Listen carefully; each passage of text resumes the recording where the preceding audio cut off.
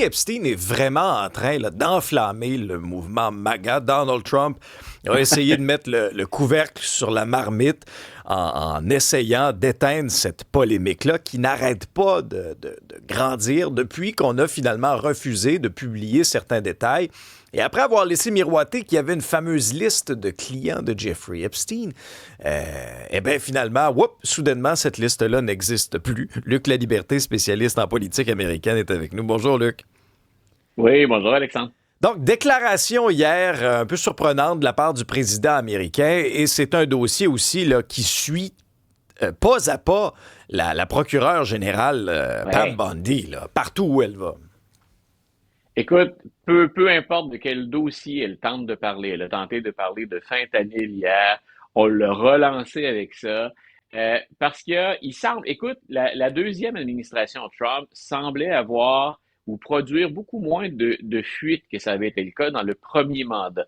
Je sais pas si les auditeurs, auditrices se rappellent, mais on apprenait souvent de l'information parce qu'il y a des gens au sein de l'équipe qui parlaient aux journalistes sous le couvert de l'anonymat. Et c'est arrivé très souvent. On semblait beaucoup plus discipliné, il semblait y avoir une meilleure poigne, probablement une meilleure direction de l'équipe par la chef de cabinet de Donald Trump.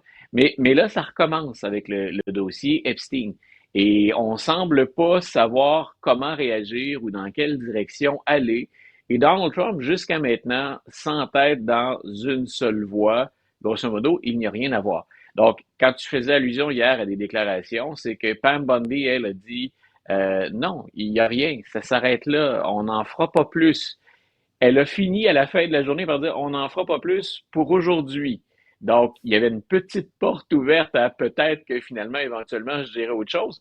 Parce que son patron, Donald Trump, avait précédemment dit, écoutez, il y a beaucoup de choses là-dedans qui sont sans intérêt.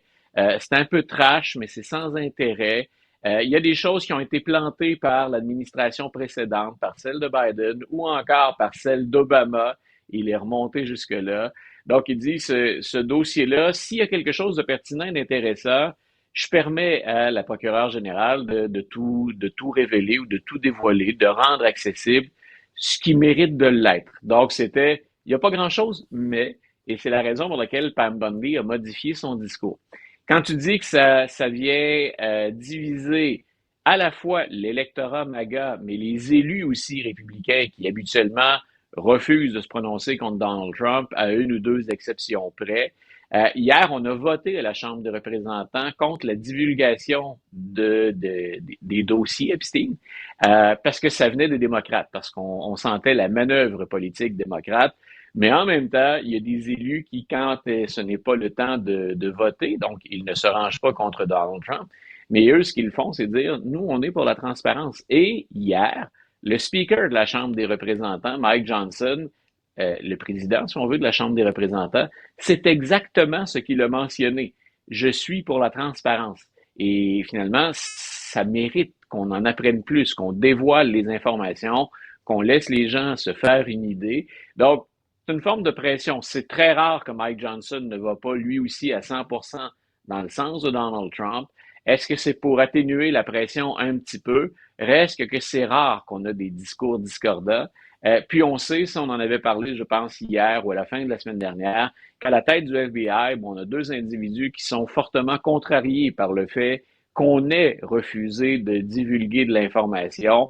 Et on dit que le deuxième dans l'ordre, en ordre d'autorité, l'adjoint au FBI, Bongino, il est encore hors de lui, qu'il considère ça comme une trahison, rien de moins. Parce qu'il faisait partie de ceux qui vivait en partie. Là, il avait un podcast dans lequel il disait, il évoquait des théories du complot finalement parce qu'on ne sait pas ce qu'il y a dans ce fameux dossier. Donc lui aussi sera hors de lui, sera en colère. Ce qu'il faut retenir, c'est que ça refuse de mourir, cette controverse-là, cette tourmente-là que va faire Donald Trump. C'est rare qu'il n'arrive pas à faire diversion, à nous amener ailleurs. Il semble que là, cette fois-là, médias, politiciens et une partie de la population refuse de passer à autre chose. Mais Luc, c'était fascinant de l'entendre hier, là, se questionner en disant « Je comprends pas pourquoi ça intéresse les gens, ça intéresse juste les fake news médias. » Luc, c'est le premier à avoir fait ses choux gras de cette histoire-là, à avoir laissé miroiter toutes sortes d'affaires à ses partisans. Puis là, c'est drôle, à partir du moment où il s'est chicané avec Elon Musk devant tout le monde sur Internet, Ah, là, Elon Musk a dit, ah, ben, le nom de Trump serait sur cette liste-là. C'est drôle, à Voilà. partir de ce moment-là, c'était peu intéressant.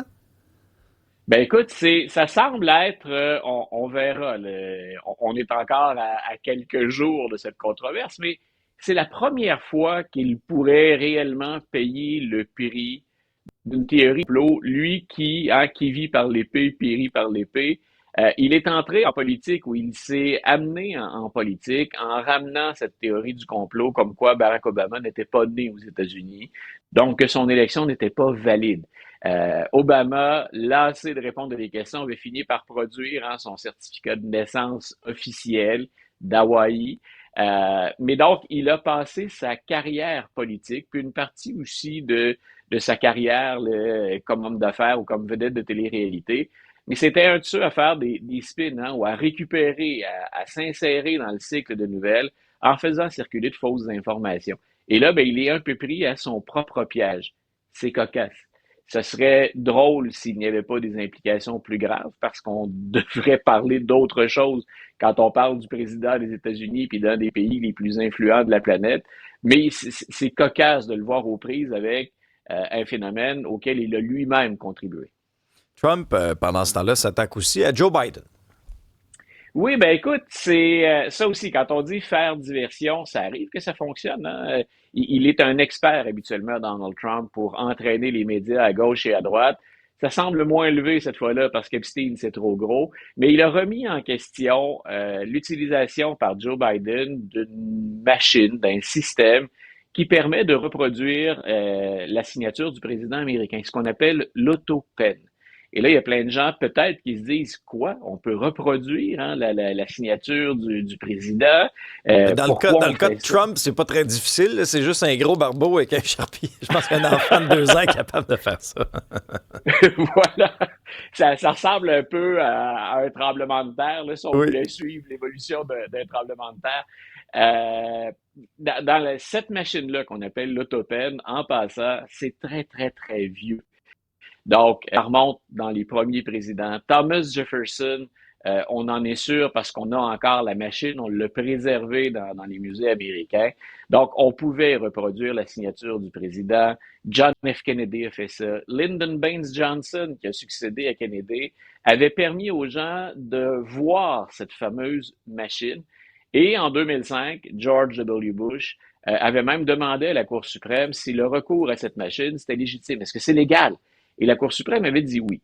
Donc, pourquoi revenir autour de Biden alors que d'autres l'ont fait? La plupart des présidents, d'ailleurs, l'ont fait. Ils l'ont pas tous manifesté ou reconnu de la même façon.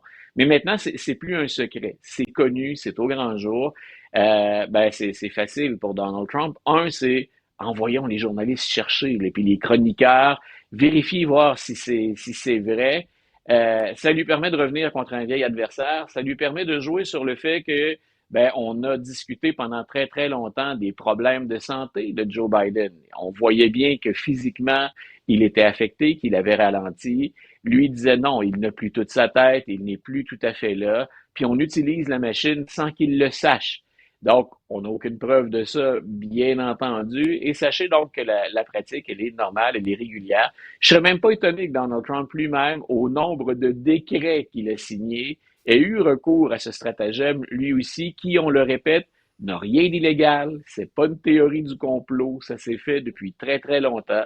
Mais donc, diversion, puis de ramener au devant les démocrates l'idée qu'ils ont toléré et qu'ils ont même contribué à ce qu'on appelle un cover-up ou une dissimulation des problèmes donc qu'éprouvait Joe Biden, à tout le moins pendant au moins les 2 dernières années de son mandat, si ce n'est plus.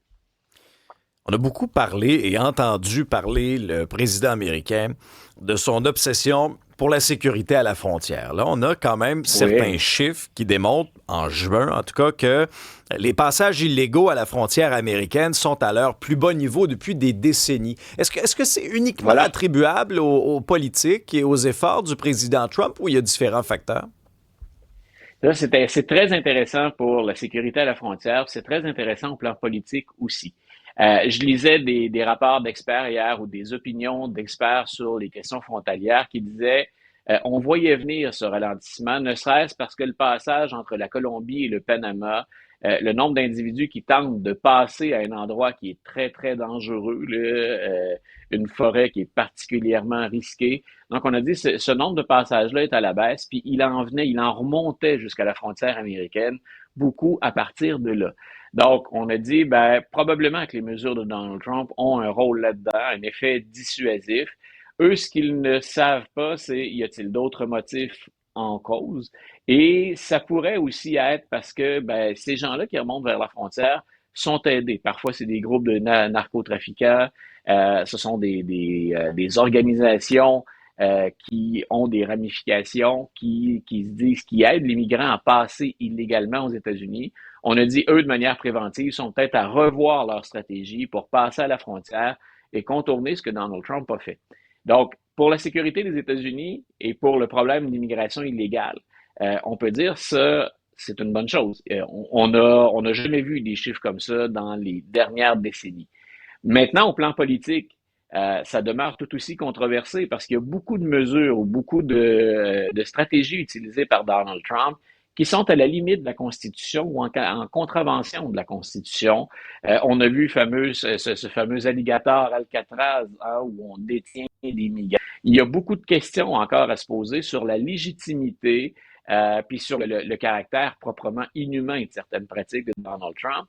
Mais comme il obtient ce qui va être présenté comme un succès, puis qui en partie est un succès qu'il peut s'attribuer, si ça passe par des mesures illégales, les gens vont peut-être l'oublier en disant, ou on va passer au-dessus de ça en disant, on a ce qu'on voulait, nous, il passe moins d'illégaux à la frontière. Et ça va permettre à l'administration de poursuivre dans la voie qu'elle emprunte déjà. Donc, c'est un dossier qu'on va continuer de suivre. Mais Donald Trump peut légitimement se présenter maintenant et dire, même mes mesures hein, dans les sondages, vous n'étiez pas tout à fait d'accord avec ma façon de gérer l'immigration, mais ça fonctionne. Donc, ben, on verra dans quelle direction on va aller après, comment ça va fonctionner, comment les démocrates et les tribunaux vont intervenir chacun à leur façon dans ce dossier-là.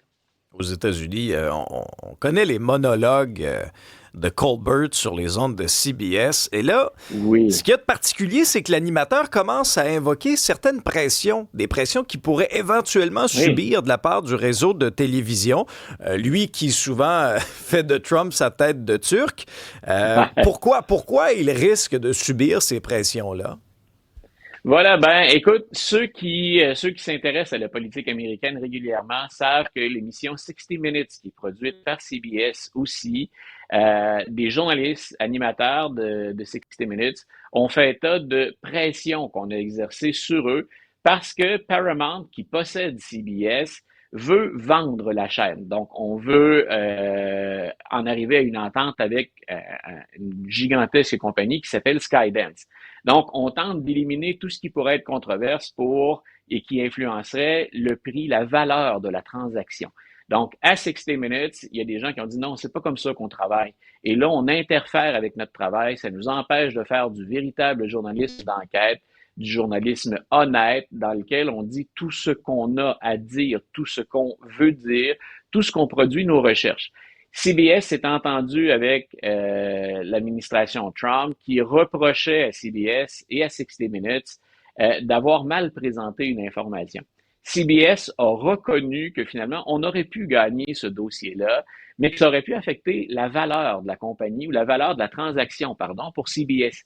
Et on a accepté de s'entendre et on a accordé à Donald Trump des millions de dollars. Et c'est ça qu'évoquait Stephen Colbert en disant, c'est ni plus ni moins que de la corruption ouverte finalement ou de payer hein, une somme uniquement pour avoir la paix. Et il dit, ça risque de s'en venir vers moi maintenant, parce que tu l'as dit, Colbert, là, depuis que Trump est entré en politique, c'est son pain et son beurre. C'est Ah très oui. rare que son monologue de début d'émission, dans lequel les 10-12 minutes ne sont pas entièrement réservées à Trump, Il ou faut dire quelques que, minutes à tout le moins faut dire que réservées à Trump. le président, il donne de la matière, là.